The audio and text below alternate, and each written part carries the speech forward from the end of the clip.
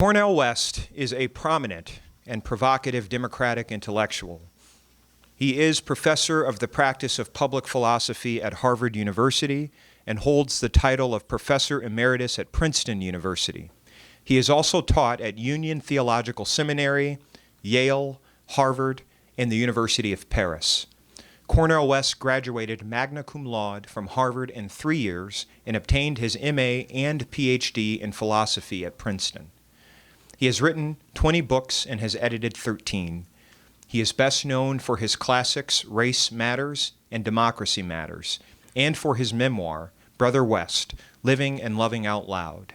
His most recent book, Black Prophetic Fire, offers an unflinching look at 19th and 20th century African American leaders and their visionary legacies. Dr. West is a frequent guest in The Bill Maher Show, CNN, C-SPAN, and Democracy Now! He made his film debut in The Matrix, great movie, and was a commentator with Ken Wilber on the official trilogy released in 2004. He has also appeared in over 25 documentaries and films, including Examined Life, Call and Response, Sidewalk, and Stand.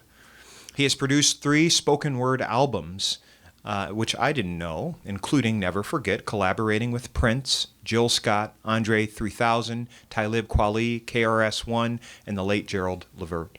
His spoken word interludes are featured on productions by Terrence Blanchard, The Cornel West Theory, Raheem Devon, and Bootsy Collins.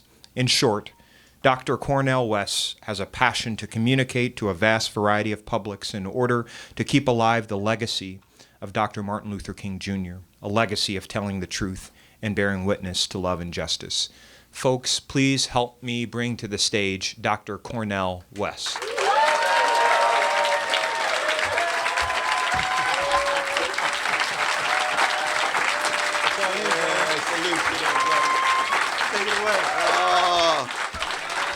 No, I want to salute my dear brother Stacy. Give it up for brother Stacy.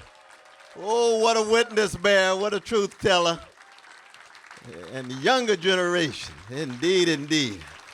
Well, you got on the stage, you got old school and you got new school. That's a beautiful dialectic. Absolutely, I salute each and every one of you. I want to begin, of course, by just acknowledging the visionary leadership of Sister Misty and Sister Desire, who have done such a wonderful job. Give it up for them. Oh, yes, they're doing a magnificent job. And my dear brother Abshir has just been so wonderful ever since he picked me up at the airport. Give it up for him. No, but it's just a blessing for me to come back to Iowa. You know, it's been back in 1999, I was here with Brother Bill Bradley. And oh, we had a good time. You know, I might have my ideological differences with that brother, but ooh, I love him. I love him. He's had a heart of gold. And I was back again 2004, back again 2008, back again 2012, 2006, and here we are again. But as my daughter says, Daddy, how come you always tied to these lost causes? When is your candidate going to ever win? I said, no, my candidate won in 2008. I just had a critique that was following thereafter. We salute him, but we got to keep all of us accountable. But I can tell you this, that I have never been more fired up at the age of 66 than at this particular moment with Brother Bernie and each and every one of you in the campaign and the movement that we're trying to sustain. Oh, yes. I'm very candid about that. Brother Stacy's right. There's something unprecedented in not just the campaign, but the movement as well as the leader. And it happens at one of the most dangerous moments in the history of this nation, the history of this democratic experiment, in the history of this empire. Let us be very, very clear. Let us not be deceived that we're living in one of the most grim moments. Neo-fascism is real. Organized hatred is real. Losing sight of the humanity of poor people, no matter what color, of trans, of gays, of lesbians, of women, of indigenous peoples, of black peoples, of brown peoples, is very real. And to have a candidate who has the longevity of integrity and honesty and decency and courage Now, I don't fetishize anybody. My dear Bernie Sanders is a human being like everybody else. He's a cracked vessel just like you and me. But he's a special brother. Oh, he's a unique cracked vessel, especially when it comes to electoral politics in the United States. So I want to just begin by laying out a very brief framework, say a quick word after, and then we'll sit down and have Socratic dialogue. But I want us to focus in on the 4 questions that the great W.B. Du Bois left us right before he died. You all know the great W.B. Du Bois, one of the greatest public intellectuals in the history of this nation. He said every generation raises the question, what does integrity do in the face of oppression? What does honesty do in the face of deception? What does decency do in the face of insult? And what does courage do in the face of brute force? Integrity, honesty, decency, courage. See, that is the moral and as a revolutionary Christian, I would say spiritual level that we have to sustain. So when you're talking about Bernie Sanders and his solidarity with poor and working people, when you're talking about Bernie Sanders and all of the various proposals and policies, in the end, you're talking about what does it mean to be a human being that's attempting to enact integrity, honesty, decency, and courage before the worms get our bodies. And see, democracies are very weak and fragile, and they tend not to last that long. And one of the reasons why they're so contingent is precisely because the people begin to run out of gas in terms of integrity and fall into cupidity and venality, love of money, power, domination, manipulation. Honesty degenerates into mendacity, lies every day, everywhere. Decency becomes subversive. Just to be a decent human being makes you damn near revolutionary. Because you have a deep care and concern for other people. You have a hypersensitivity to the suffering of other people. They don't have to look like you. They don't have to have your same religion or sexual orientation. They don't have to have the same history in terms of their ethnicity. They're human beings, and you're concerned about them, and it puts you on the love train. Bernie Sanders' campaign is a love train. That's what it is. It's a love train. And because justice is what love looks like in public, just like tenderness is what love feels like in private. And you see, I come from a people, a black people for 400 years, terrorized, traumatized, and hated. But at our best, we done taught America and the world something about love. I could just turn on John Coltrane's A Love Supreme right now and sit down. Or Stevie Wonder's Love and the Need of Love, or Toni Morrison's Beloved, or James Baldwin's Love-Soaked Essays, or Martin Luther King Jr.'s Witness of Love, or Fannie Lou Hamer's work of love. We're talking about something concrete, embodied, enacted. And it has less to do with skin pigmentation. It has to do with how you use whatever your skin pigmentation is to your moral and spiritual formation as the kind of human being you choose to be. And that's why when Brother Bernie says, it's not me, it's us. You see, that's democratic. It's like the Negro National Anthem, lift every voice, not echo. The echo chamber, extension of the echo chamber, you're still in your silo. You're not entering public space the way John Dewey taught us. In democracy and education, to enter that public space without humiliation and find your voice, just like your fingerprint, and bring those voices together in such a way that you can represent the best, not of black folk, brown folk, women, gays, lesbians, Jews, Arabs, Muslims, the best of the human project. And yes, our humanity comes couched in different races and ethnicities and genders and so forth. And white supremacy is real. Male supremacy is real.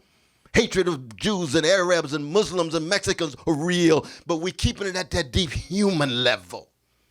And here comes this secular Jewish brother from Gut Bucket, Brooklyn, named Bernie Sanders, that says, lo and behold, I want a humanistic project too. Who wants to come with me and engage in a democratic awakening of a country that seems to be losing its mind and certainly losing its integrity, honesty, decency, and courage? That's what this campaign at its deepest level is about. And that's one of the reasons why we have a chance to win, because for the first time, Brother Stacy is right. It's so rare that you can get this kind of multiracial, multi-gender, multi-religious coalition together that focuses on something bigger than each and every one of us, which has to do both with the values but also with the children and the future. It has to do with the afterlife of the elders who are gone, so we can put a smile on Rabbi Abraham Joshua Heschel's face, a smile on Martin Luther King's face, a smile on Edward Said's face, a smile on Dorothy Day's face, a smile on all of those who came before, who bequeathed to us the best of integrity, honesty, decency, and courage. That's why we're here. And in that sense, we've already in part won. But in the end, we go into the White House. Oh, yeah. That's going to be an extension of our coming together. The prefigurative victory with a victory in the White House. And then we can turn the country around. Thank you all so very much.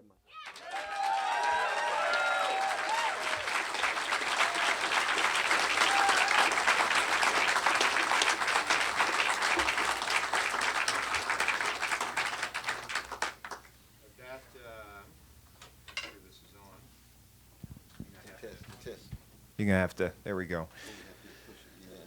That was incredible. Testing, yeah. This is going to be a lot of fun.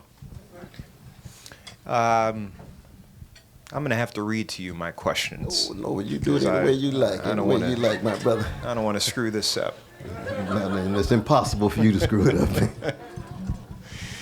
My introduction to you and your work was by way of your book, Race Matters, published in 1993. The book addresses moral authority and racial debates concerning skin color in the United States. It questions matters of economics and politics, as well as other ethical issues, among other pertinent issues.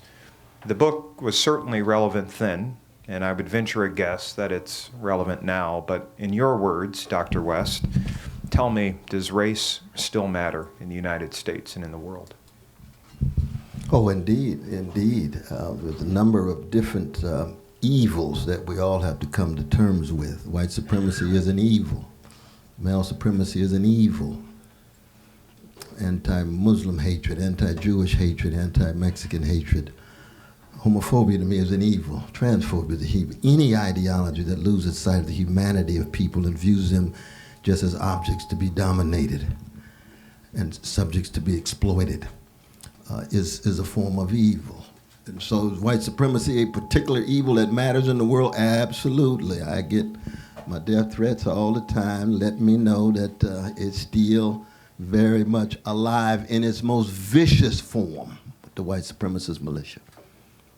That's the most vicious form. But there's other less vicious forms that are more covert, that are still operating. But the challenge is always never to fetishize race. And this is part of my struggle with some of my younger brothers and sisters who become oftentimes so obsessed with the power of anti-blackness that they don't situate it within context of the economy. There's no such thing as white supremacy in the modern world without its link to predatory capitalism and imperial expansion. You see what I mean? There's no such thing as white supremacy not tied to male supremacy, because there's black sisters who are a majority of black people. Black working people are constitutive of black community. So you must talk about class. You must talk about transphobia. so that some people call it intersectionality. My dear sister Kimberly Crenshaw coined that many years ago, and she's a towering legal theorist. But it's just a way of saying these things are sedimented and entangled. So you can't just talk about anti-blackness as if it floats above history and only zeroes in on these particular peoples, black peoples. It is intense, it is disproportionate, but it's connected to class, it's connected to gender, it's connected to empire, you see. And that honesty, intellectual integrity, intellectual honesty, just telling the truth and then seeing how we come to terms with the truth. And the condition of truth is to allow suffering to speak. Everybody's suffering. But the beautiful thing, too, is there's no such thing as race or white supremacy without struggles against white supremacy. There's no structure of domination ever without some resistance and resilience. And this is true for the vanilla side of town. And this is very important because a lot of people think when they talk about race, oh, it's those people of color over there catching hell. That's their interest group and constituency, and they're concerned about their interests. No, no, no. Integrity, honesty, decency, courage means to be a decent person is to be in solidarity with anybody who suffers. Anybody who suffers. You see? And solidarity is not the same thing as just being an ally, you see, in that sense, you see. So the crucial thing is that when we think of issues of race or identity, we should always raise the question, what is the moral content of your identity, and what are the political consequences of it? And it's never going to be just a question of color, gender, sexual orientation, and so forth. And the history of white brothers and sisters struggling against white supremacy is something that needs to be lifted.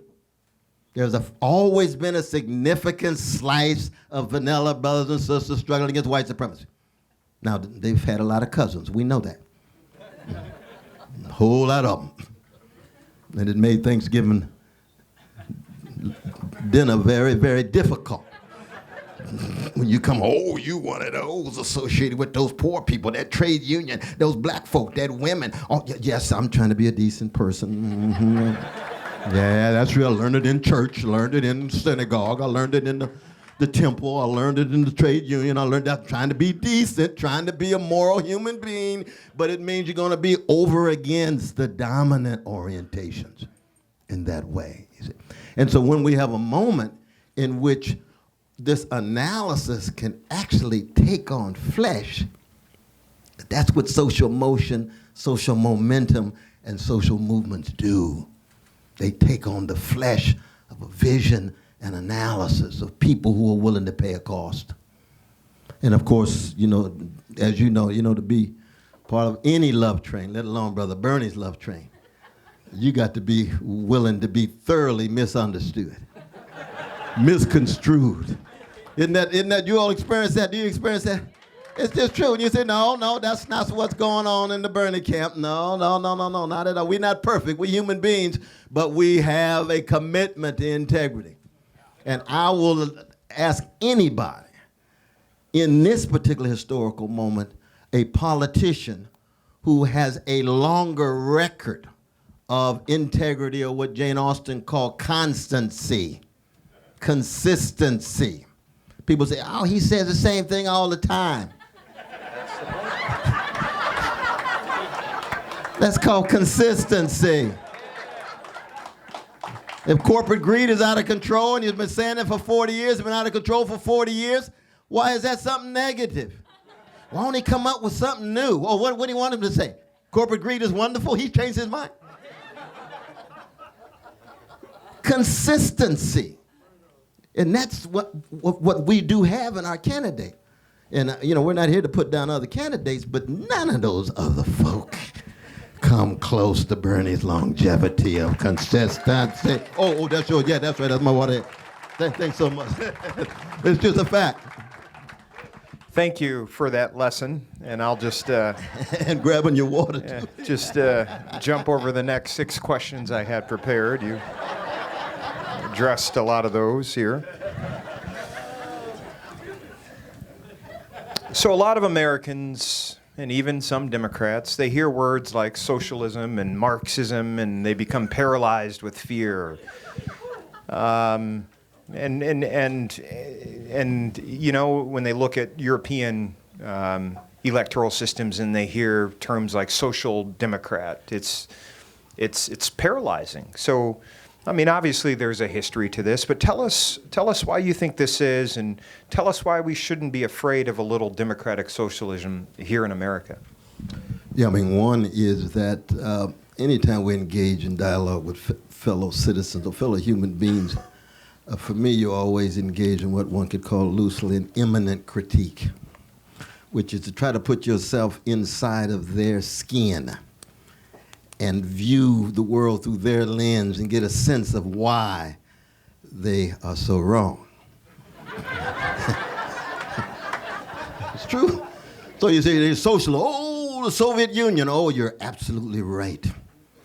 The Soviet Union did, in fact, talk about socialism, ended up repressing and regimenting its population, and engagement in collectivization of the kulaks and mass murder, and Stalin was a gangster. Oh, so you agree with me? Uh-huh. That's right. I said, that's part of the failure of that particular communist experiment. There were some wonderful people who were a part of it early on, but it got hijacked. That's not what I mean by democratic socialism. Oh, really? I said, that's exactly right. I said, do you say the Pledge of Allegiance? Yes. Oh, that was written by democratic socialists. Really? Oh, do you like that song, Oh, Beautiful for Spacious Skies? That was written by democratic socialists. Sister Elizabeth Wellesley. Francis Harper wrote the Pledge of Allegiance. Did you know Martin Luther King Jr.? Oh, I love Martin Luther King Jr. He's my favorite. Did you know he's a democratic socialist? Oh. Oh, Helen Keller. Oh, Helen Keller was my great inspiration when I was in junior high. She's a democratic socialist. Oh. The greatest poet in 19th century America, Walt Whitman. Oh, he changed my life. I'm a poet. He's a democratic socialist. John Dewey, the greatest American philosopher in the history of the empire, democratic socialist. Ooh. Oh, it begins to look as American as apple pie. Why has it been suppressed? Why have their identities been severed from who they are? What do you think about Albert Einstein? He's the one that really exemplifies the highest level of genius and intelligence. Democratic socialist. Oh, my God. Pass the cognac. Pass the cognac. This is getting too much. Wes is starting to lie. Wes start lying. He's starting lying. No, look it up in your Wikipedia. Look it up. Oh, so democratic socialism really means something very different than Soviet Union. It's different than Cuba. It's different in Venezuela. We can have independent arguments about the Cubans, why they have first world diseases rather than third world diseases in terms of their health care. We can learn something from them. Yeah. Absolutely. But when it comes to treatment of dissident voices, critique brought to bear. So you give them some sense of them having something to say, then pull the rug from under in terms of their lack of exposure or understanding of what it means. But then you're going to tell them the truth. Bernie Sanders is not running on a socialist platform. He's running on a left liberal FDR-inspired platform, you see. So that all this talk about him as a democratic socialist has to do with his courage of being honest about his own self-identity, not the content of the platform that he's running on. Then I tell him, I say, now if you really want to look at a democratic socialist, you're looking at one now. I said, oh, if I was running, it'd be much more socialist platform. But hold your horses, don't have to worry about it. I'm with Bernie. I'm pushing this left liberal FDR-inspired platform. Then you go concrete. What are the ways in which public life has made a major contribution to the quality of life in the country. You see? And you can start from the labor movement bringing us the weekend. You like to be off on Saturday and Sundays? Yes, I do. That was not a given, you know. People died for that. They thought that was a communist idea. You think taxing the rich in any way is a positive move? They thought that was a socialist idea in the 1910s when they passed that. So you give a sense of the history of the ways in which public life and public activity and government has been a force for good. On the other hand, though, you don't naively think that the government itself can't do wrong. Right? The government's tied to FBI and the CIA and COINTELPRO programs. The government's tied into a whole host of treatment of people all around the world in vicious ways. They overthrowing democratic governments in Iran and Dominican Republic and so forth and so on. That's extension of government too. That's where our anarchist brothers and sisters come in. Yeah. Oh yeah, we gotta listen to Noam Chomsky and the others. Don't just have a critique of concentration of power in the private sector. When you do have concentrated power in the public sector, and we must have significant public presence, significant government, that same concentrated power can be used in an ugly way.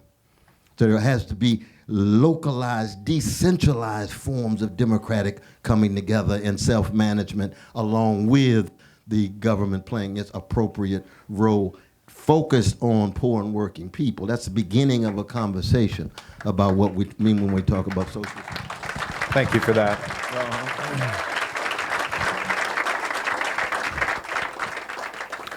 Lesson number 3. I have recently come under fire or critique for challenging the notion that the only way Democrats can be successful is through an incrementalist approach to politics, or what they call a pragmatic approach to politics. And by pragmatic, they mean let's not be ambitious in our policy goals. Let's set policy goals we think the Republican opposition will be amenable to. And I find that fallacious in their thinking. So this is an argument that is going on amongst a lot of Democratic circles here in this state. They think the best chance for progress is piecemeal, are small incremental steps. They think that's the best electoral strategy. And of course, they're comparing this with the progressive movement, where we say, healthcare is a fundamental right, not a privilege, where we talk about the concentration of power in the gilded classes and among corporations. So how do you respond to this notion that the best way forward for Democrats, for the progressive movement, is through an incrementalist approach? Yeah, I mean, it's a wonderful formulation of that, though, brother. And again, and I just salute you for being an elected official who has that kind of fire and vision. See, it's one thing for me, to come from outside of the political system. I mean, I'm teaching at Harvard, so that's a ruling class site for formation of elites. So I'm part of a system, but I have a freedom that you don't necessarily have, because as being inside of the system, it's like when Bernie wins, you see. Oh, no, he's going to win. But when he wins, then all of a sudden now he's got institutional constraints. He's got a constraint of a system he's part of, you see. And so we've got to be willing to be sensitive, make sure he's accountable, put pressure to bear so that we create some kind of counter force against those dominant forces coming at him. And you have to deal with that every day. Thank you for acknowledging no, that's real. And in Iowa too, as a black man, I'm praying for you, brother. No, but you do it with dignity. I know that. I know that. But in saying this, first, there's a difference between wrestling with the problematic and the catastrophic. See, I come from a tradition where my folk have been on intimate terms with catastrophe. See, See, slavery is not a problem. Jim Crow was not a problem. It was a catastrophe.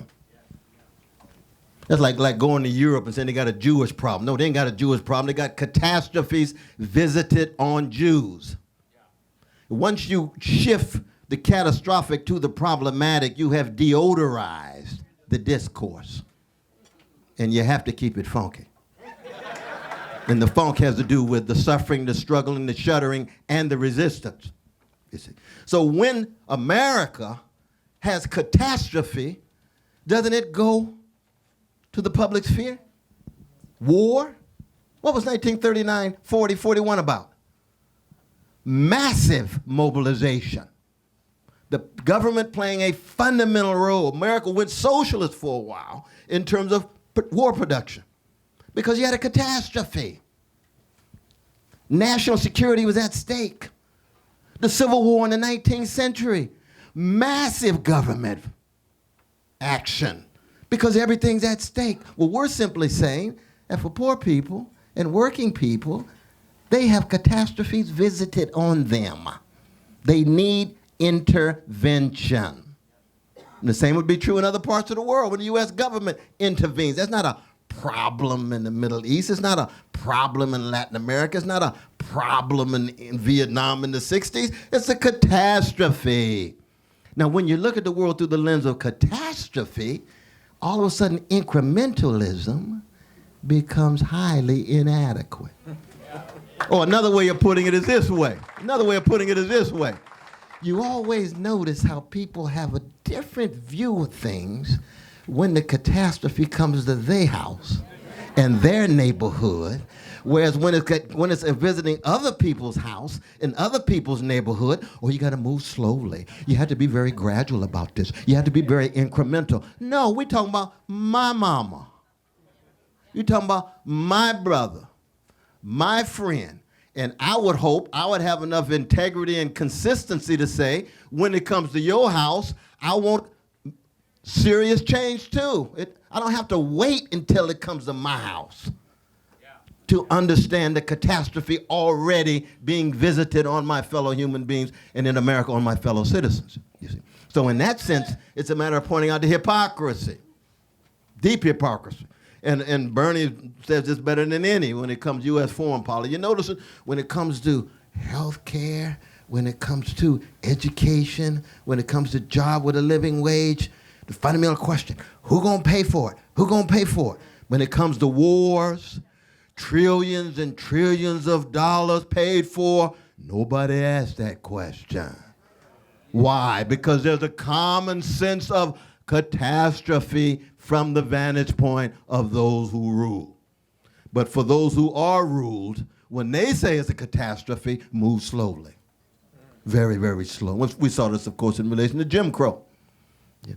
Well, I want to be progressive. I want to be the progressive version of Jim Crow. And I don't want change too quick. These black folk have been over here enslaved for 244 years under the U.S. Constitution for 89 years and 100 years of American terrorism and lynching, but they're supposed to move gradually and incrementally. You say, I can see. You got truncated sensitivity. You haven't imagined and empathized enough of what it's like to be in their skin. And what would you do if they were in their skin? Well, if you claim to be a moral human being, you ought to be able to have a view of the world that embraces their catastrophe and be concerned about it.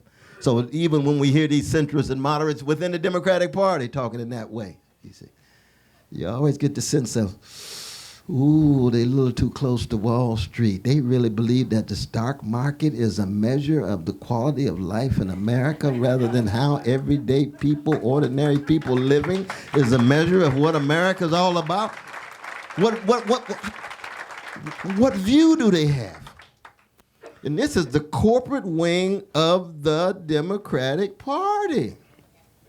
And it's a hell of a wing. It really is. It's a hell of a wing. And it comes in all colors. It comes in all colors. I mean, all this talk about diversity, that's a bureaucratic construct of somebody who wants to deodorize the discourse. It's true. They want to make the class hierarchy just more colorful, so people ought to be satisfied. You got some women and some people of color at the top acting in a similar way. You ought to be satisfied. No, we believe in integrity, honesty, decency, moral consistency, no matter what color you are, no matter what gender you are, no matter what sexual orientation you are. We want to know, what's the moral content of your identity?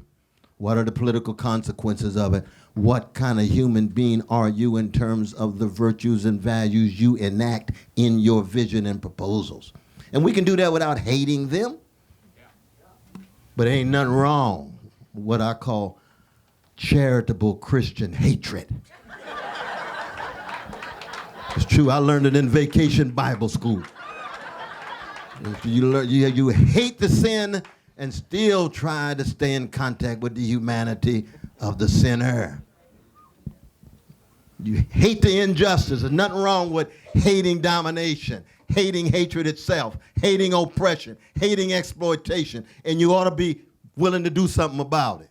But that doesn't mean you end up hating the rich. You hate the greed of too many of the rich. And some of the rich can commit class suicide. That's a beautiful thing to observe.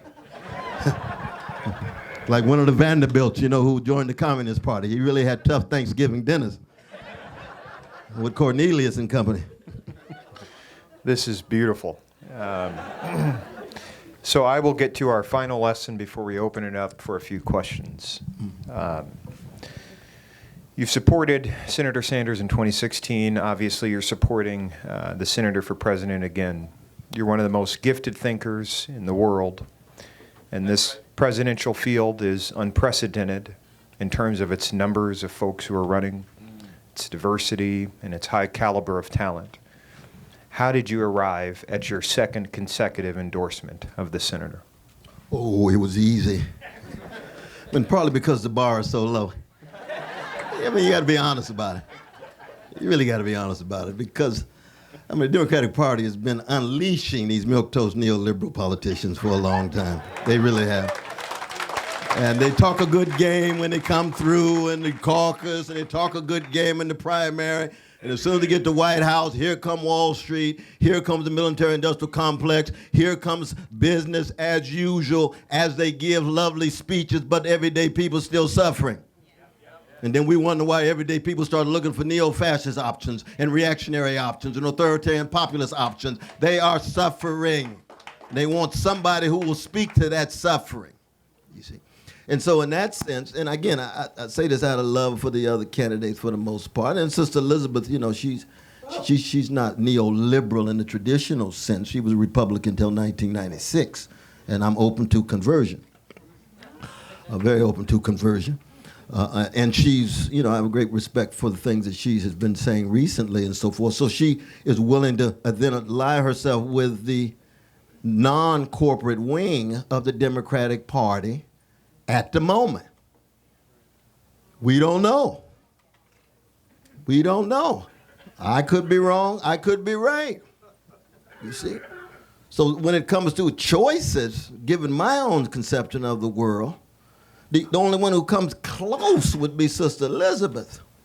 But even when it comes to foreign policy, she's just so establishmentarian. And the problem is this, that, you see, the gangster in the White House pulled the rug from under the Republican establishment, pulled the rug from under the party establishment completely. The Democratic establishment has been holding on for dear life. It almost went under in 2016. And I believe if they had treated my dear brother Bernie fair in the whole process, beginning from Iowa all the way to Philadelphia, he could have been the candidate. I really do. He could have been the candidate. And he and I had, number tensions, because we're supposed to have tension. Because you got to be jazz-like, right? You don't want just harmony. You want dissonance in your relationship. You see, so me and Bernie, we like to fight over things. It's a beautiful thing. You know what I mean? And I had told him, I said, man, I just think you should have made more noise in Philadelphia. brokered that convention, made sure to, no, we wanted unity. Well, but you really won. I said, well, I don't know, brother. Well, but, okay, so we can go back and forth. We can go back and forth. You see what I mean? And then when he came out with Sister Hillary, you know, that was a choice that he made, and I can respect it and so forth. But I figured all he needed to say was, she's so much better than Trump. So he didn't need to say, I think she's highly progressive. That's a lie. Don't lie to the people, brother. You know that's not true. He said, but I'm supporting her now. I know, but that's the difference between folk who had to deal with the electoral political system and those of us who just don't care about the consequences personally, right? She's better than Trump, period. Vote. That's all you can say. Much better than Trump. Very much better than Trump. But not that highly progressive. Still milquetoast neoliberal. Still tied to Wall Street. Still tied to military-industrial complex. Still tied to war profiteering. And not having the highest level of integrity in her career. They say, oh, Brother West, how can you say that about a woman? Because she's a human being. Every human being has accountability. I'd say exactly the same thing about a male. I'd say exactly the same thing about a non-binary precious person who had the same record. You see, consistency in that regard. Now, 2020, we jump ahead and say, okay, given the field, and Brother Pete, I mean, I can just talk, is it all right to talk about certain candidates? Well, hey, look, you're Dr. Cornel West. It's all right. You do. It's all right to talk about certain candidates. But I do. But I do want to give. Maybe I'll pull. Maybe I'll pull. You got to be on the road. You got to be on the road. Yeah, no, we got to run too. And though. I do. But I do want to give. But no, brother Pete. But Brother Pete is like family to me. You know, his father was the great Joseph Buttigieg, who translated Antonio Gramsci. He was the dean of humanities at Notre Dame, and he was like a blood brother with me. We used to go to Italy every summer. And so I remember Pete when he was in diapers. I remember I gave him his first $5 bill right in his diaper. So I love that brother as family, you see.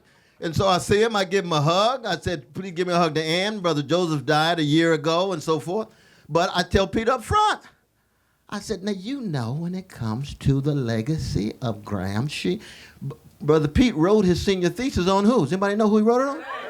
He wrote it on Brother Bernie as exemplar of integrity. He lived in my same room as a freshman at Harvard, Hallworthy 8. We lived in the same room, but 35 years difference, you see. So he's like family, but I'm just honest with him. I say, brother, now you know I can't support you. I love you to death. You're going to be a member of the family, but you just part of that same milquetoast neoliberal crowd I've been critical of all this time. I can't support you, brother. Not at all, you see. Now, is he better than Trump? Of course he's better than Trump. All of y'all better than, I mean, the bar's about this low in terms of his own gangster activity in that regard. And when I say gangster, I'm not just name calling. I want people to know that. A gangster is an objective condition. You see, you grabbing woman's private parts, that's gangster. You see some oil in another country and you think you ought to have access to it, that's gangster. When you lie 55 times in 2 days, that's gangster. And there's a gangster inside of all of us. I won't say a Trump inside of us, that's too hard. But there's gangster inside of all of us because we all have to wrestle with mendacity, hatred, domination, and so forth and so on. So when I call him that, I'm saying that in a Socratic way, not just a matter of name calling and finger pointing. That's very important to point out, because there's a difference between a gangster and a hypocrite. Right? Hypocrisy is the salute that vice pays to virtue. You know their standards, you fall short. A gangster has no standards at all. You see. Just goes through the world, narcissistic, no accountability, with impunity. And it comes in various forms. We just happen to have one in the White House, you see. So then the question becomes, then how do we both win on the one hand and also remain true to our sense of vision and prudence? And when you mention that word pragmatism, it's very important because pragmatism has been hijacked in the corporate media.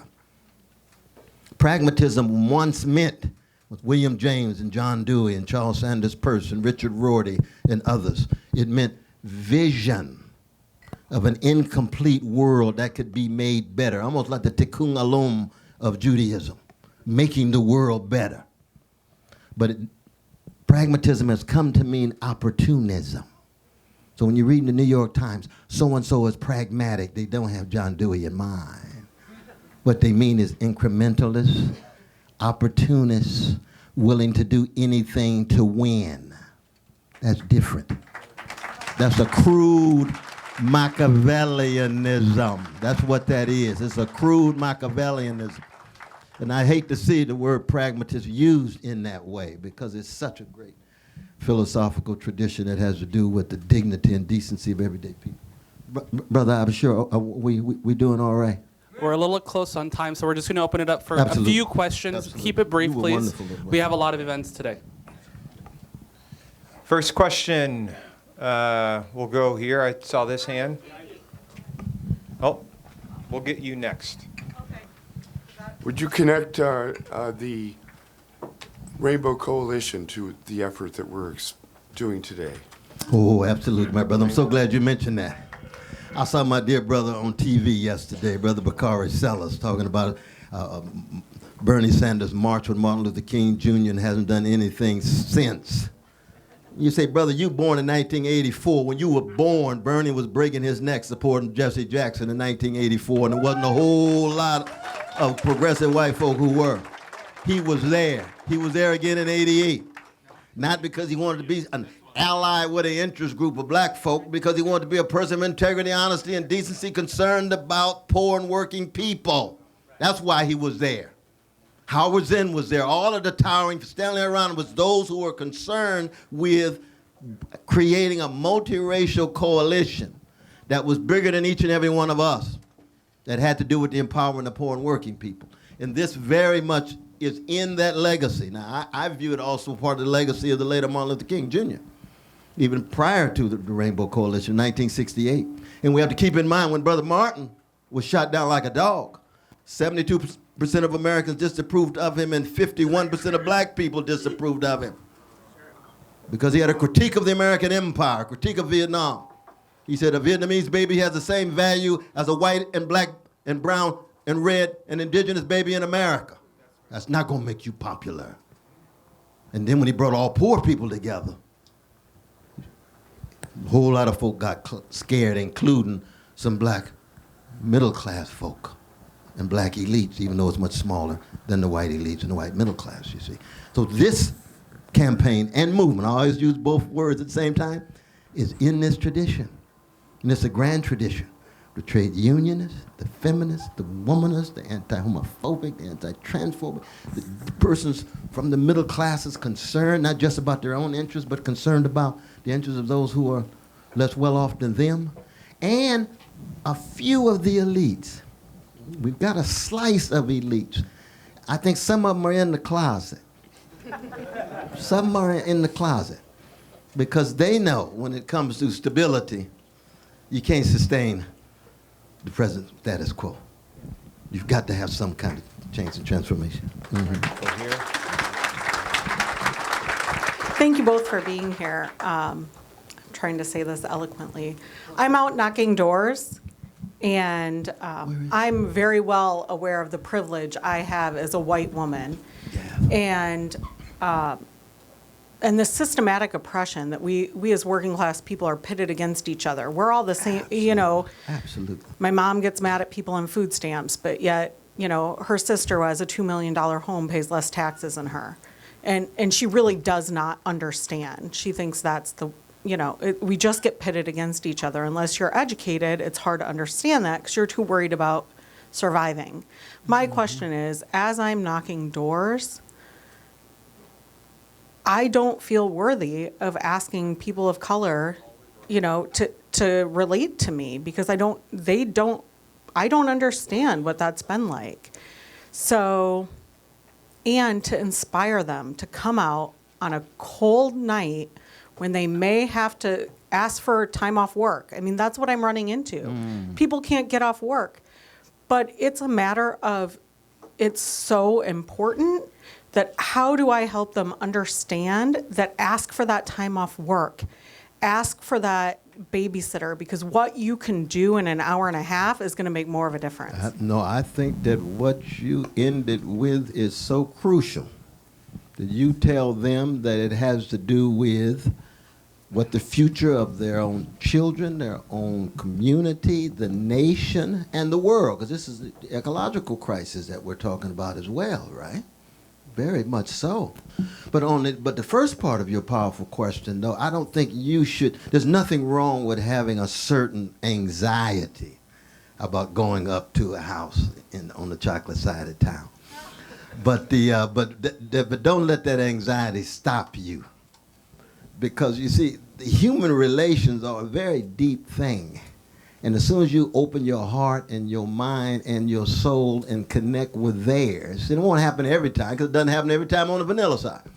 But it won't happen every time. But when it does, all of a sudden, all that concern about race and so forth becomes secondary. You are there because you are bearing witness to a truth and a justice, and people are concerned about truth and justice in communities no matter what color they are. So don't allow that to stop you at all, because one of the ways in which we are divided and conquered is precisely allowing any such anxiety to get in the way of our reaching out and connecting with one another. And so you just keep bearing witness to what you're doing. Absolutely, absolutely, very much so.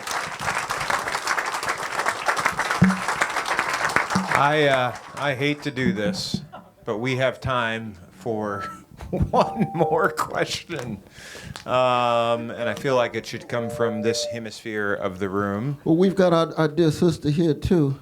Well, let's have just two more. We got time for two more questions. One on the right, So we'll- end up on the left. We'll get back to the left side here. All right, is that all right, though, brother? Oh, this is the left. Oh, I love it. Depends I love on it. which I love way it. you're pointing. Yeah. That's right. Yeah, thank you for coming. I really appreciate being able to listen to you today. I have been working for the rights for Palestinians, equal rights for Palestinians, since I came back from the area in 2004. And I'm working with Bernie's campaign, and we're working with the Arab Muslim population in this city, and they're more than grateful for us to come out because no other campaign is meeting with them. And we really appreciate that. But we have a very liberal, progressive platform for Palestinian rights, including rights for BDS, and as you can hear, we have support here, even in this room. Rights for BDS and equal rights for Palestinians and Israelis. And I know I followed the snafu that happened at the platform committee nationally in 2016. Can you tell me what we can do to make that change? Thank you. Oh, thank you. Thank you. No, indeed, indeed. Well, you know, Brother James Zogby's been at this for a long, long time trying to, you know, Brother Zogby, though. He's a high-quality brother. And, I mean, we were just trying to get the Democratic Party to use the word occupation. I mean, this is not the most radical move now. We're just trying to be honest about what a condition is and so forth. And we got tremendous backlash, both from Clinton as well as the Obama people there. But there was a stronger openness then than before.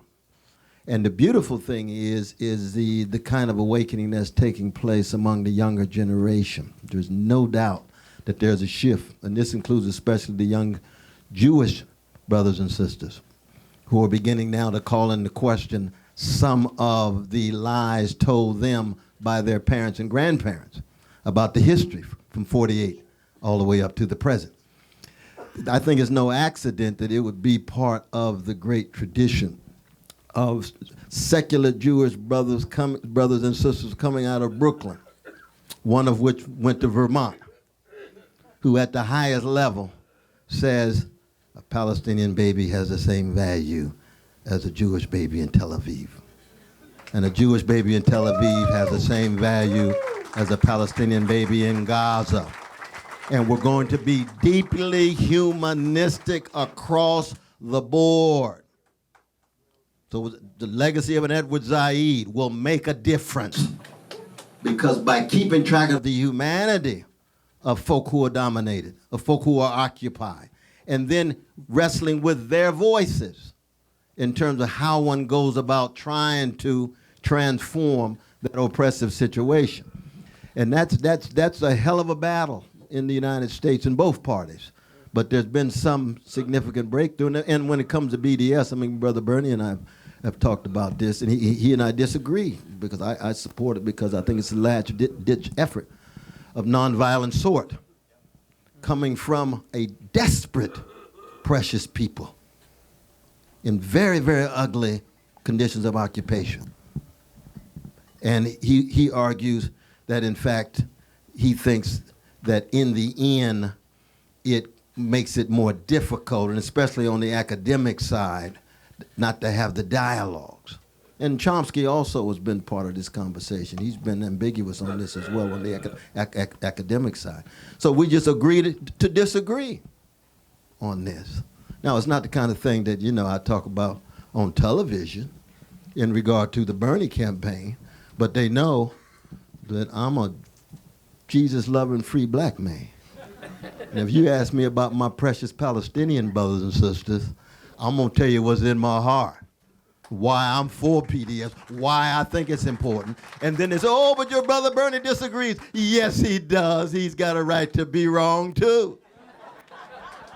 Absolutely, but I could be wrong, too, but I don't think I am. But we work it out. But we come together on a whole host of other issues. But in terms, again, of the other candidates, the fact that you get this particular secular Jewish brother coming out of Brooklyn pushing this says something about a tradition of a legacy of Jerusalem secularized that says humanism holds across the board, including precious Palestinians whose plight and predicament has been misunderstood, misinterpreted, and their suffering downplayed. Thank you. Yeah, I'd like to know your thoughts on the announcement that Biden has the black vote and the union vote.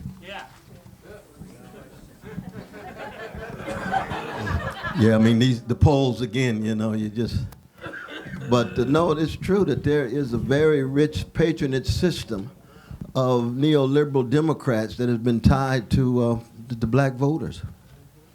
And Obama's one of the great examples of it. And, Brother Biden's got this Obama halo over his head.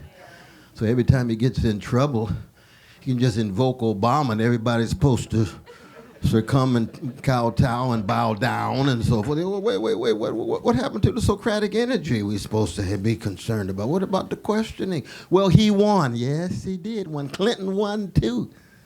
Yes, neoliberals did win for a while. Look what they did with their victories. Yeah. Did they deliver for poor people? Did they call for the elimination of poverty? Did they hit new Jim Crow? Did they keep in contact with the humanity of folk around various oppressed peoples around the world, in Latin America, in the Middle East, and so forth and so on? How many bombs did they drop? 26,172 bombs dropped in 2016, even with a peace prize. Hey, what's going on here? Brother West, you hating on Obama. No. I hate injustice. I hate injustice. I don't care who it comes from, no matter what color they are, you see. Would I support him over against McCain? I was born at night, but not last night. But the bar is so low, again, you see. So it's the truth-telling on one level, and then it's the wrestling with the circumstances in place, and how do we come to terms with it, with the various kind of coalitions and alliances that we can create, but with lifting our voices, no echoes. And voices means you open to other voices. The dissonance goes all the way down. It's like a jazz orchestra. Everybody's raising their voices with tremendous tension, creative tension that escalates the quality of the collective performance. That's Mary Lou Williams' band right there. All of those democratic voices raised with a concern bigger than themselves. And so when you hear the trade unions, black folks still tied in the neoliberal space, you see there's much more critique that needs to be brought to bear. And Bernie is more and more pulling from folk. And of course, Bernie is leading among black folk under 35. And he's gaining among trade unions. If they really want to know the truth about the condition of the working class, Brother Biden is not going to be the politician that you opt for. Is he better than Trump? Of course, but that's not the only question. That's not the only question. But thank you all. You all stay strong. I salute each and every one of you and what you're doing. Stay strong in what you're doing. I can tell you that. Iowa City, yes. George P. Howard Jr., founder of the Black Lawyers right out of Iowa, working with Paul Robeson. We love y'all.